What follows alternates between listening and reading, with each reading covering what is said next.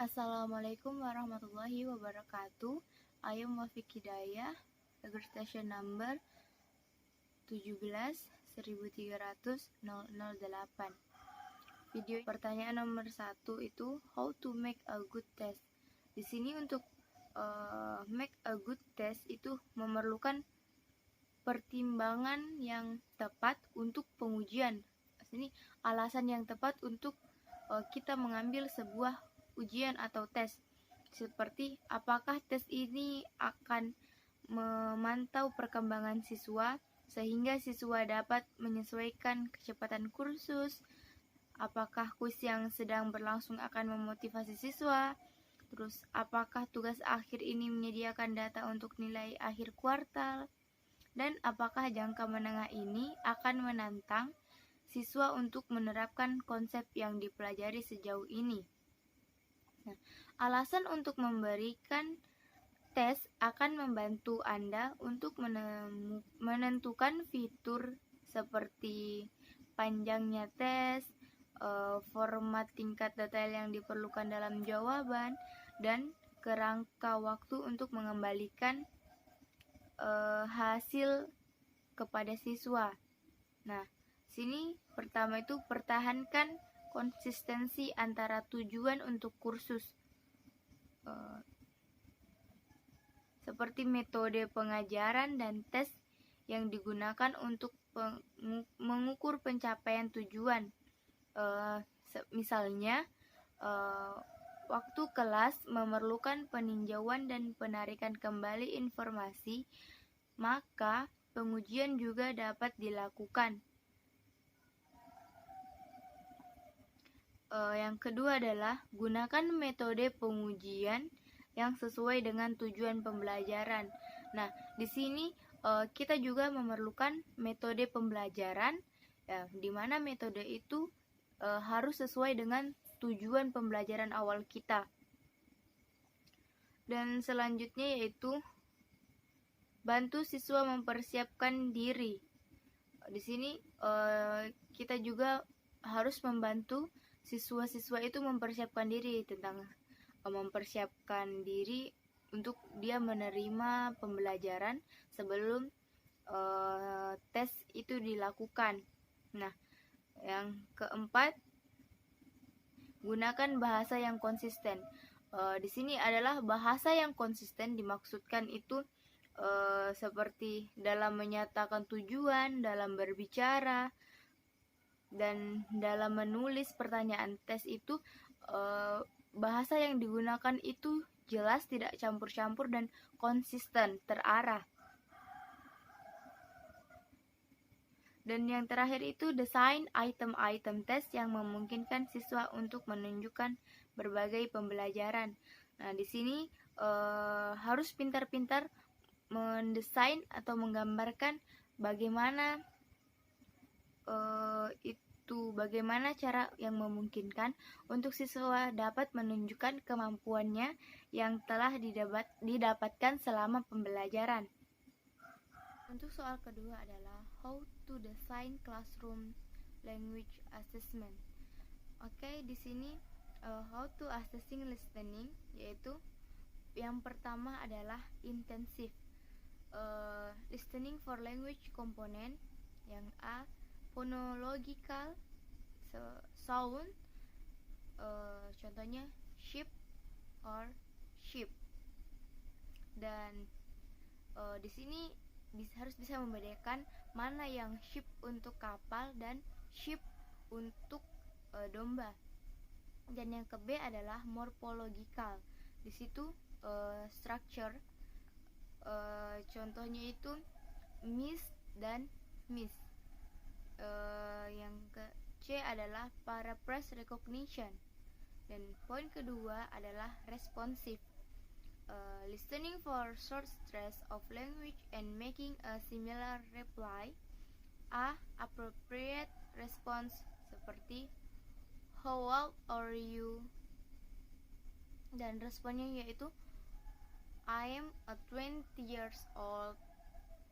Dan B adalah open-ended response seperti what is your favorite color, Dan yang ketiga adalah selective, listening to a longer stage and identifying specific information.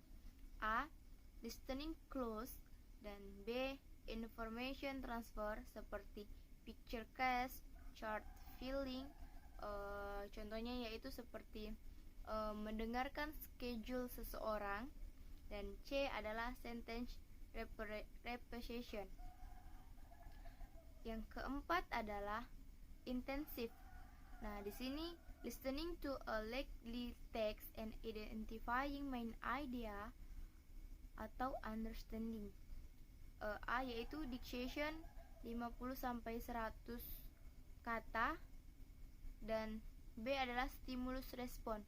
Di sini hear a conversation and then choose a question. Yang kelima adalah interaktif, combine with speaking, gabung dengan berbicara. A. Speaking assessment that listening comprehension situation, dan B. TOEFL IBT integrator text. Yang keenam atau yang terakhir adalah authentic test seperti note taking dan editing work. Soal ketiga adalah when the assessment could be practically, reliability, validity, authenticity, and flashback. Oke, pertama itu prinsip language assessment. Assessment adalah suatu upaya untuk menentukan nilai atau jumlah. Itu menurut As Hombing pada tahun 1986. Nah, sedangkan menurut Nana Sujana, assessment adalah proses memberikan atau menentukan nilai kepada objek tertentu berdasarkan suatu kriteria tertentu. Nah, prinsip penilaian bahasa yang pertama adalah practically atau kepraktisan. Nah, di sini tes yang efektif itu praktis, tidak terlalu mahal, memiliki batasan waktu, mudah dikelola, dan memiliki prosedur. Nah, terus memiliki evaluasi yang spesifik dan efisien waktu. Yang kedua adalah reliability atau keandalan. Nah, tes yang andal, konsisten, dan dapat diandalkan. Masalah keandalan suatu tes sebaiknya ditangani dengan mempertimbangkan sejumlah faktor yang dapat berkontribusi pada ketidaktepatan pengujian. Dan yang ketiga adalah validity atau validitas. Dalam penelitian telah disepakati sebenarnya diukur. Nah, di sini uji validitas digunakan adalah uji yang digunakan untuk mengukur sejauh mana alat ukur yang digunakan dalam mengukur apa yang diukur. Contohnya yaitu untuk mengukur kemampuan menulis seseorang, maka dia diberikan waktu 15 menit, dan di waktu 15 menit itu dia harus bisa menulis sebanyak-banyak kata yang dia bisa. Kemudian kita hanya harus mengukur atau menghitung kata-kata itu yang tepat, dan hasil dari hitungan kita itulah hasil akhir. Dan tes semacam ini akan mudah dijalani atau praktis, dan skornya cukup dapat untuk diandalkan. Yang keempat adalah authenticity atau keaslian. Nah, keaslian adalah prinsip utama keempat pengujian. Tes ini cukup sulit untuk ditentukan. Intinya adalah jika membuat klaim keaslian pada dalam tugas pengujian, kita harus dapat memastikan tes yang kita buat ini benar-benar menyatakan bahwa tugas ini cenderung ditetapkan di dunia nyata. Dan yang kelima adalah wishback. Wishback adalah istilah yang digunakan oleh Cameron di mana asesmen sudah disalah posisikan sebagai tujuan, bukan tahapan atau untuk menguji hasil proses belajar dan pembelajaran. Wishback ini lebih mengarah pada dampak dari tes yang telah diajarkan, seperti dampak negatifnya yaitu smallest point, yaitu pembelajaran diarahkan menjadi seperti agar kamu lulus, kepala sekolah senang, dan saya tidak dipecat. Nah, itu salah satu contoh yang dampak negatif yang agak kecil. Nah, yang biggest point di sini seperti kita mengikuti peserta didik mengikuti bimbel.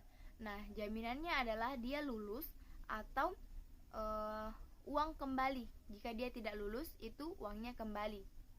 Dan yang spectacular point yaitu seperti pokoknya siswa-siswa lulus itu akan tetap menjaga nama baik sekolah. Di sini wishback itu telah benar-benar telah disalahgunakan, di mana yang seharusnya dia itu seperti untuk tahapan untuk menguji, namun wishback sekarang digunakan untuk contoh-contoh seperti itu, seperti ibaratkan seperti ancaman lah. Dan soal nomor 4 adalah how to design language assessment, atau bagaimana cara membuat atau merancang penilaian bahasa. Nah, ada baiknya dalam menjawab pertanyaan ini kita kembali melihat ke karakteristik of a good language test, yaitu memiliki 4 poin, yaitu andal atau reliable. Keandalan adalah konsistensi. Ketergantungan dan kepercayaan ini berarti bahwa hasil tes dapat diandalkan, konsisten dan stabil, dan tidak boleh digunakan tes yang berbeda di hari yang berbeda. Yang kedua adalah valid. Di sini salah satu jenis validitas yang paling penting bagi guru adalah validitas konten atau isi dari tes bahasa. Dan yang ketiga adalah praktis atau practical, yang dimana kepraktisan mengacu pada ekonomis waktu, tenaga, dan uang dalam pengujian. Tes praktis harus mudah dirancang, dikelola, ditandai, dan ditafsirkan hasilnya. Di sini tes praktisnya itu tidak memerlukan banyak biaya atau tidak mahal, dan yang kedua adalah relatif mudah dilakukan.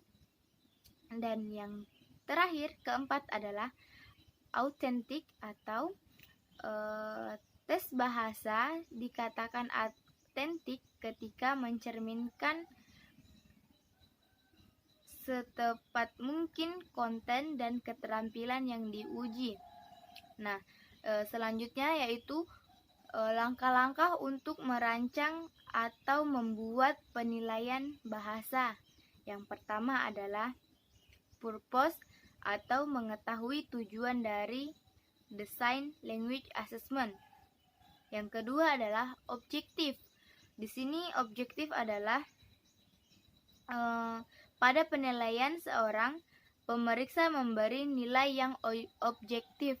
Dan yang ketiga adalah selecting and arrange item atau memilih dan mengukur language assessment. Dan yang keempat adalah scoring and grading, yaitu memberi penilaian yang sesuai. Penilaian yang diberikan harus sesuai dengan hasil tes yang keluar. Dan yang kelima adalah feedback. adanya umpan balik. Sekian jawaban dari saya. Wassalamualaikum warahmatullahi wabarakatuh.